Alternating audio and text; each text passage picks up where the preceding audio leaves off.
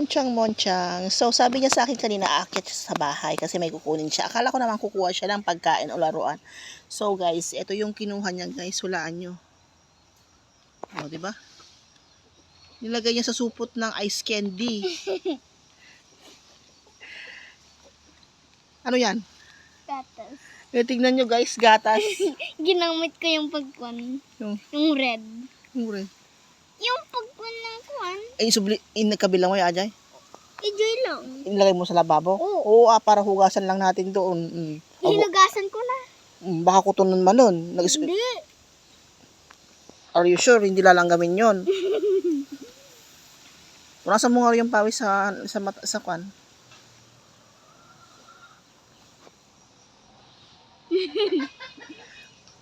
Ang init-init magmi-milk ka. Bakit di ka naman na baby? Tingnan nyo guys, o diba? Tingnan nyo guys, o. Saan ka ba nakakita ng gatas na nakasupot sa ice? Sususupot ng ice na gatas. O diba, kulang na lang guys. Maging ice candy na gatas.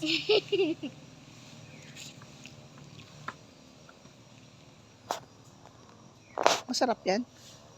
Anong gatas mo? Pangalan niya? Bear brand. Ay, baka naman, Bear Brand. Favorite ka ng anak ko.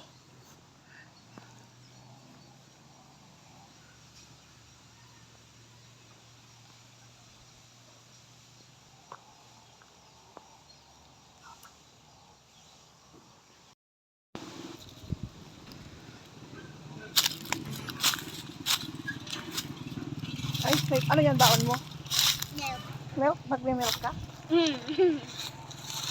So, yan guys. Susunod sila ng damo. Ay, hindi. Mga dahon. At may baong kang mainit yan? Kunti. Mainit naman. Marami sa mamit ka na mo. Mahilig sa pagkain guys, si Monchang. Halata.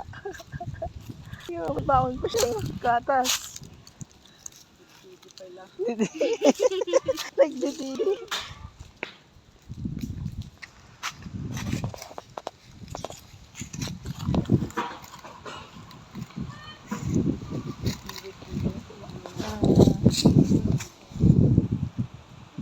Mag-hi ka naman.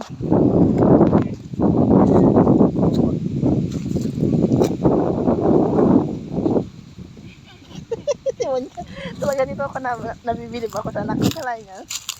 Gumamit pa siya ng, alam mo yung ginagawa mo, ice candy ma. Yung budo. Oo, yung budo na pa. Yung budo pa pa niya. Hanggang makita lang nga supot tayo sa kilid. Delikita.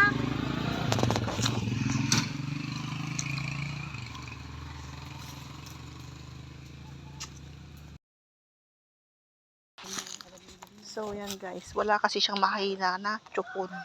Kaya gumamit siya ng kwan. Supot ng ice.